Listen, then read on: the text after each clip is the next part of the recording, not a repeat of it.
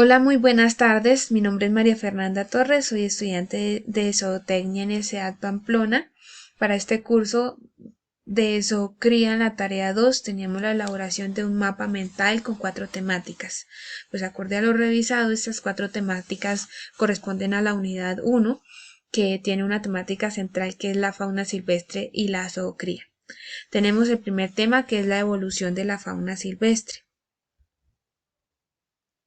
La fauna silvestre ha evolucionado de manera natural, sin la intervención del hombre y de una manera muy rica. O sea, se cuenta ahorita con una riqueza de fauna, pues que se ha agotado en muchas condiciones por mano del hombre, pero estamos hablando de la evolución, ¿no?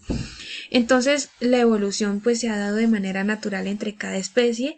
¿Y por qué se ha evolucionado? No ha sido porque el animal ha dicho, no, yo me quiero cambiar de pico, yo me quiero cambiar de color de alas, o yo me quiero cambiar el color del pelaje. No, esto ha sido pues acorde a las condiciones que se tiene en el hábitat en el que están.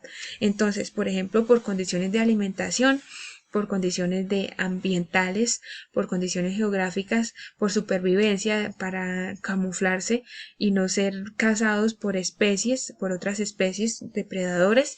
Entonces, por estas condiciones es que se ha evolucionado.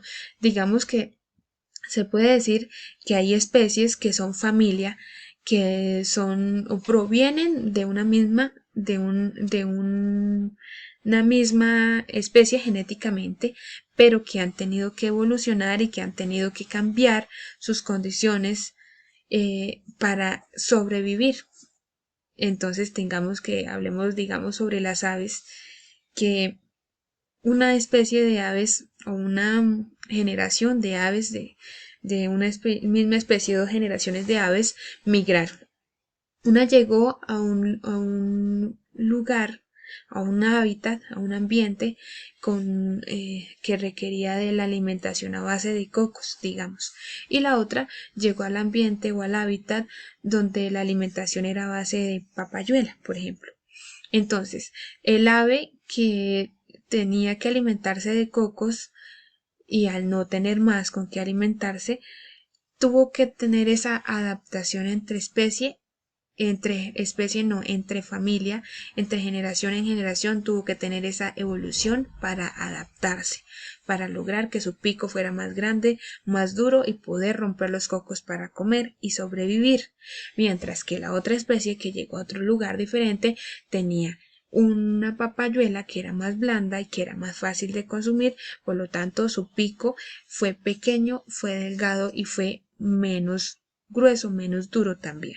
Entonces este es un ejemplo de cómo ha evolucionado de manera natural la fauna silvestre y de cómo ha avanzado y de cuál hoy en día se tienen muchas especies completamente diferentes a las que fueron sus padres inicialmente, bueno, sus padres o sus antecesores anteriormente.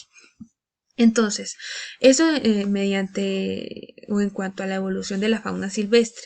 Ahora, en cuanto al comercio de la fauna silvestre, aquí ya entra el hombre. Está sin medida la mano del hombre en el comercio de fauna silvestre, en los criaderos, y este comercio que se supone sería una herramienta para obtener recursos significativos bajo medidas de desarrollo sostenible, porque es eso, sostenible. En ese comercio se buscaba tener una sostenibilidad entre las necesidades del ser humano, pero sin agotar el recurso de fauna que se tenía. Entonces, si se hubiera logrado o si se lograra aplicar o si se logra aplicar, porque en algunos zoocriaderos se aplica correctamente, no hay que decir que no, se logra obtener mascotas, se logra obtener alimentos, se logra obtener pieles, se logra obtener material genético, se logra obtener material para investigación, lo cual trae beneficio económico. Sí, para lograr tener o lograr comercializar la fauna silvestre, se necesita licencia ambiental, se necesitan permisos de explotación, se necesita variabilidad ambiental del proyecto, necesita reglamento para transporte animal internacional dado por la IATA y otras muchas condiciones. Dado que pues estas condiciones a veces son complicadas, no se le da a cualquiera porque no se cumple con los requisitos, por falta de recursos económicos, por falta de asesoría, por pereza, se tiene que, se ha llegado más, se ha tendido más hacia la ilegalidad. Porque aquí tenemos uno de los ejemplos, por carencia de derechos de propiedad, por vacíos institucionales, falta de acompañamiento de instituciones, de entidades, del gobierno, por falta de asesoría, por la ausencia de controles de apropiación de los recursos. Por estas y muchas otras se ha llegado a la ilegalidad y aún más a una ilegalidad en la que se está sobreexplotando a las especies, en la que no se está midiendo, en la que se está trabajando de una manera irracional, con lo cual se está agotando los recursos de la fauna que se tiene. Ahora si hablamos de la zoocría, que la zoocría es eso, se supone que es el criadero sostenible de las especies silvestres o de las especies de fauna silvestre que mantienen beneficio para los humanos como para las especies, como se dijo. Entonces, se tenía la zoocría en la Amazonía hasta el año 1960, la caza indiscriminada. Se tenía la creencia de que estas especies eran infinitas, ¿no? Que había abundancia, que sobraban en el planeta estas especies y por eso se cazaban de manera artesanal, con muchas formas se cazaban indiscriminadamente y no se medía. No se tenían normas de conservación y de presencia de entidades, como ya mencioné anteriormente. Entonces, pues, en ese entonces, por la falta de la presencia de entidades de normatividad y por falsas creencias, porque no se tenía conocimiento de que la reproducción de estos animales era lenta, se logró que se disminuyera drásticamente la población, que incluso se extinguieran algunas especies, que algunas especies estén en peligro de extinción hoy por hoy a causa de estas razones. En el año 1970 surgió las leyes conservacionistas. Estas leyes conservacionistas pues ya tuvo mucho que ver la OMS y el Ministerio de Agricultura y entre otras entidades que llegaron y dijeron no, basta, hay que poner un pare aquí y hay que decir, hay que poner leyes, hay que hablar, hay que enseñarle a la gente que eso no es así, que esas especies se están agotando, que se están extinguiendo y hay que tener un control sobre esto. Sabemos que son recursos muy valiosos para económicamente, para sobrevivir, para alimentarse, pero hay que hacerlo de manera sostenible y por eso estas entidades pues crean leyes, como es la Ley Forestal y de Medio Ambiente y la Ley de Sistemas de Producción de Fauna Silvestre. Con esto se logró buen aprovechamiento de los manejos sostenibles de los zoocriaderos, control sobre especies que se consideraban como alimento de subsistencia, lo que ya les hablaba, capacitaciones por parte de profesionales, eso es muy importante, que se logró dar capacitación a las personas. Y con estas leyes lo que se logró centralmente fue el aprovechamiento sostenible de la fauna silvestre y la mejora económica mediante nuevos empleos, mediante nuevos recursos, mediante diferentes formas de economía. Esto en cuanto a la Amazonía. Ahora si nos vamos a la zoocría en Colombia, tenemos que en el año 2000 nació la ley 611, con la cual se dieron nuevas alternativas para el manejo de la fauna silvestre y se dio el beneficio a las poblaciones bajo criterios sostenibles. Eso en Colombia. Entonces ahí fue donde empezó a implementarse el modelo de producción sostenible. Este modelo de producción sostenible tenía tres tipos de ciclos. El mixto, el cual permite integrar las comunidades teniendo mecanismos de rentabilidad y protección.